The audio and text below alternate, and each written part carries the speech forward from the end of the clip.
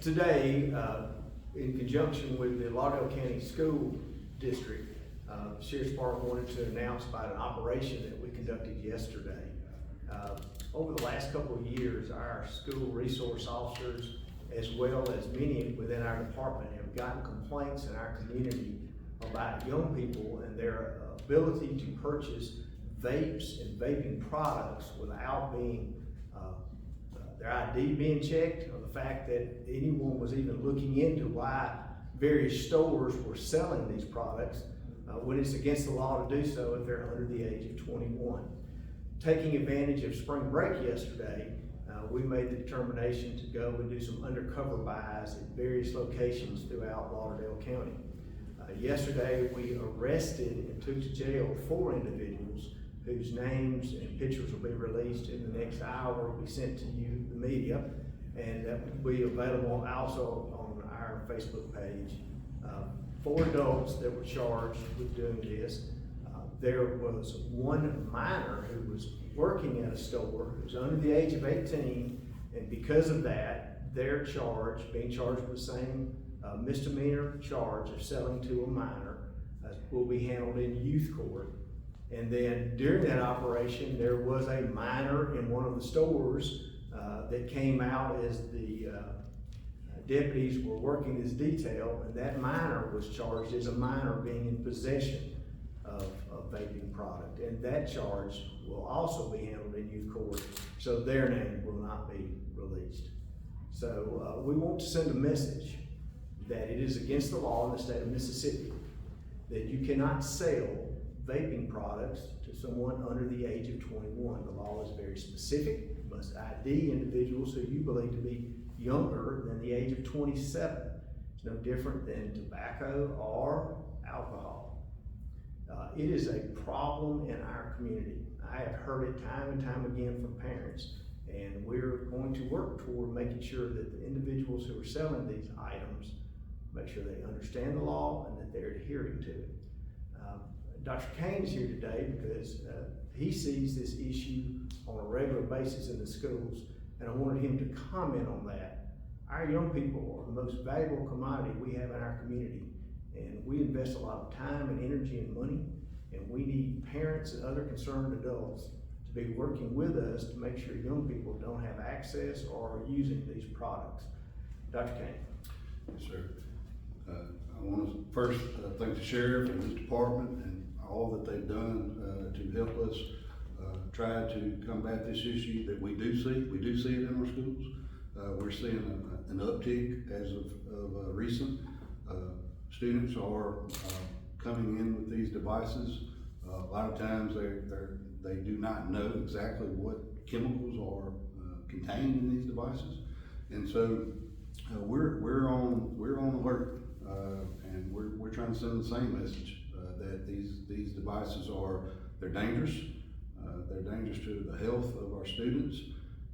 The discipline numbers that we're seeing in our schools continue to rise over having these devices. But most importantly is the health and safety of our students. So we want to educate, but also we want to support our law enforcement in doing their job. Help them in any way that we can to send the message that these are not toys, these are chemicals. We don't know the lasting impacts on our young people and their bodies and their health, and we have to continue to educate and do everything we can to make sure that we're getting that message out. So once again, I do commend the Sheriff's Department, their efforts working with us, taking our calls, taking our concerns, conducting this exercise, and being successful, and hopefully that we can start to educate our public, our students, our parents more about the dangers of these devices.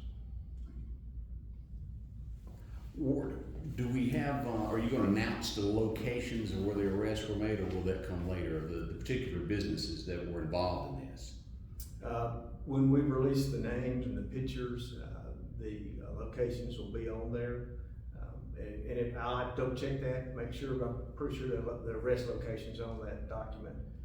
But if not, we'll certainly make that available. We did not go to every location in Lauderdale County that sells these.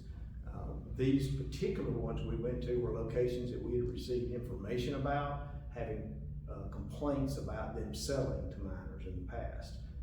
So for those that didn't get a visit yesterday, you just never know what day we may be there. So, Is the charge the same as selling tobacco? no, sir. Is that different? It is a different state code. It's actually Mississippi Code 973251, fairly new law that went into effect a couple of years ago.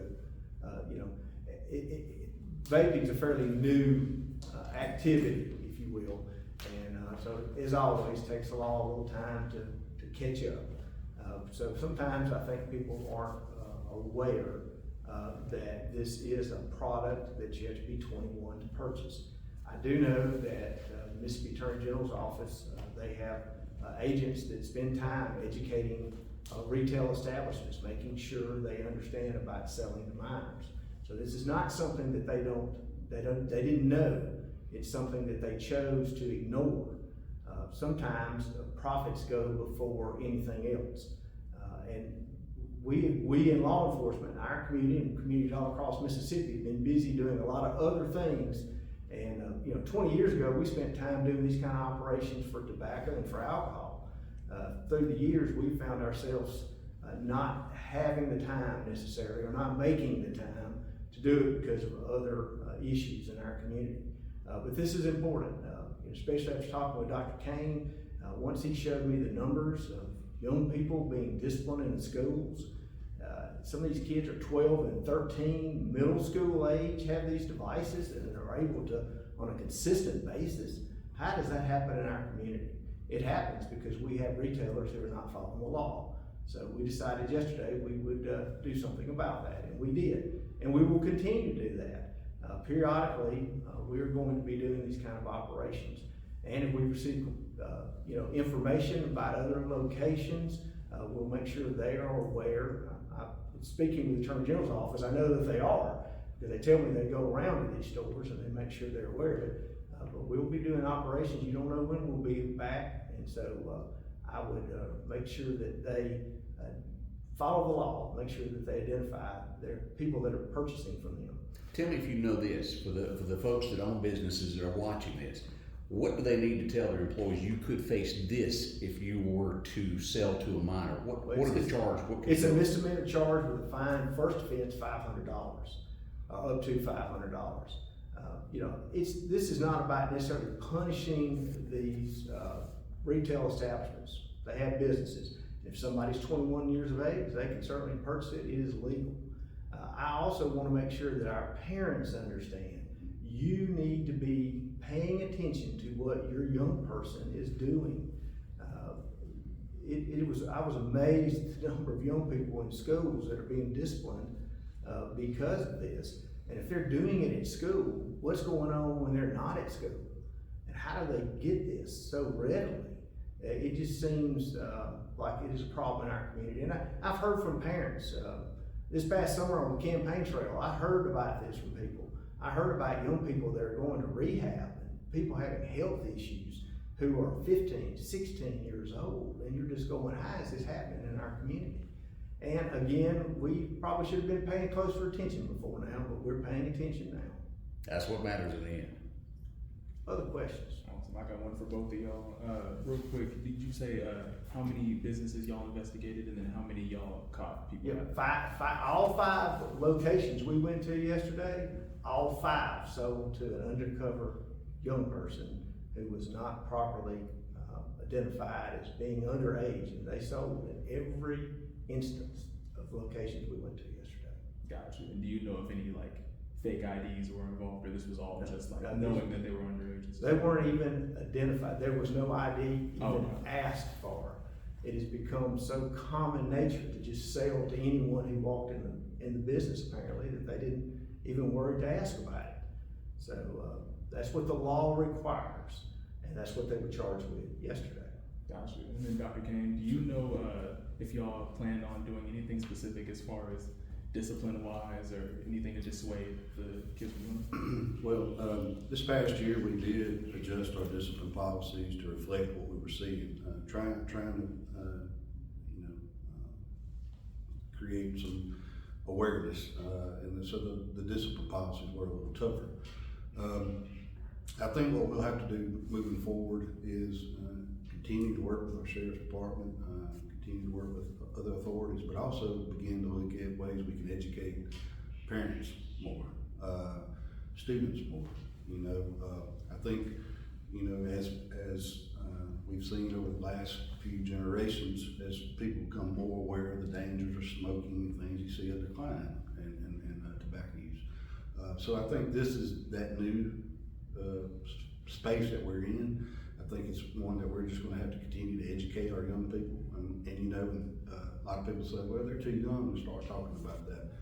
I'm not sure that that's the case anymore. I think the younger we can start educating our students about the dangers of these type devices, the better off we'll be in the long run. And also, do you know if anything, you do put those precautions in place, but do you know they're kids and they'll find a way to do what they want to do, but do you think anything can be done with it? Sure, I mean, you know, kids will be kids, but we also want them to be educated about what they're doing, what they're putting in their bodies, what they're going to experiment with in life.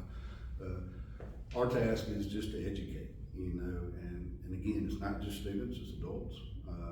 We need the laws to be followed because those are safety guidelines as well, you know. So we'll continue to do what we do in the school business is to educate students and keep them safe. And I think that's what we always try to do, and we'll continue to do that. And this is just going to be something more that's added to the plate that we have to be aware of, and that we know that we've got a part in now going forward in educating our young people.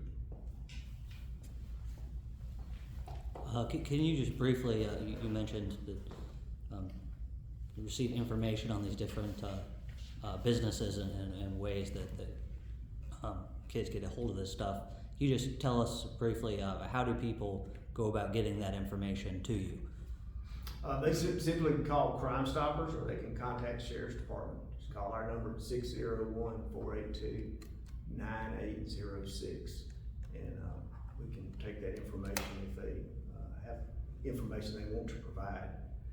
You know, I want to reiterate what some people in our community will look at this and go, man, we got a lot more important things we need to be worrying about. And I'll tell you, there's a lot of things we need to worry about. And I understand where they're coming from, because we in law enforcement have had our eyes on things. We've let this kind of thing kind of go. We just haven't had the time or the resources.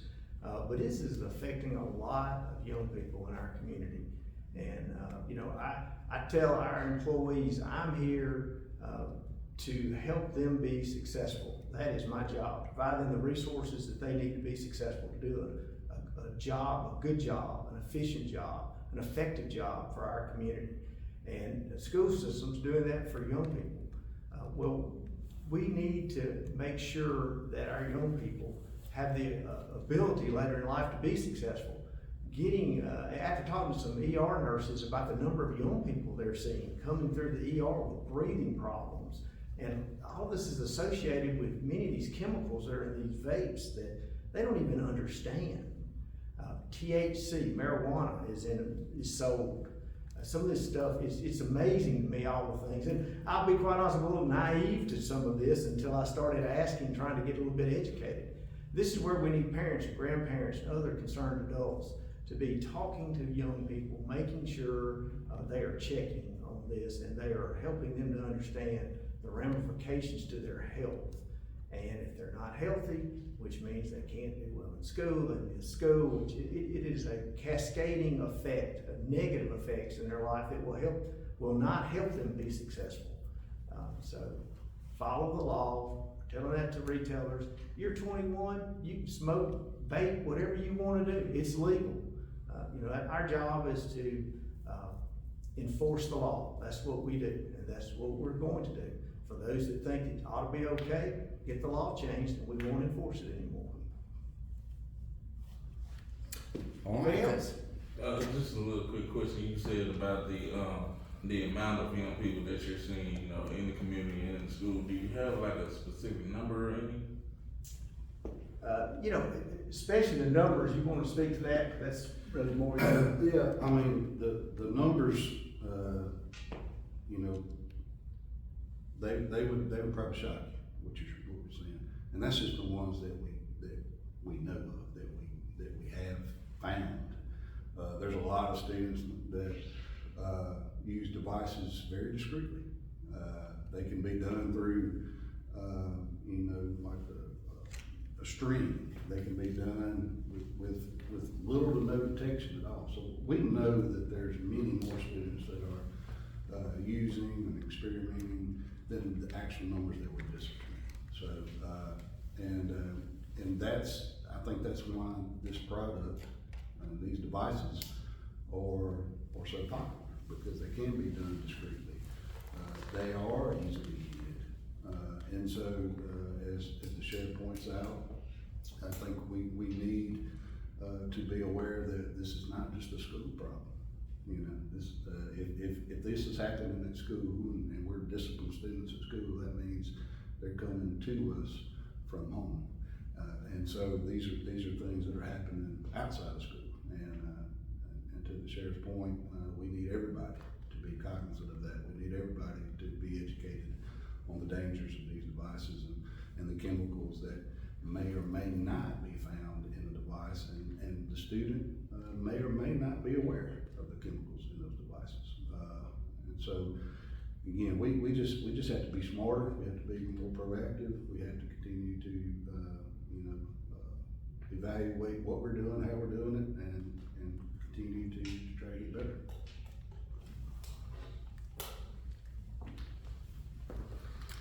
Anybody got anything else?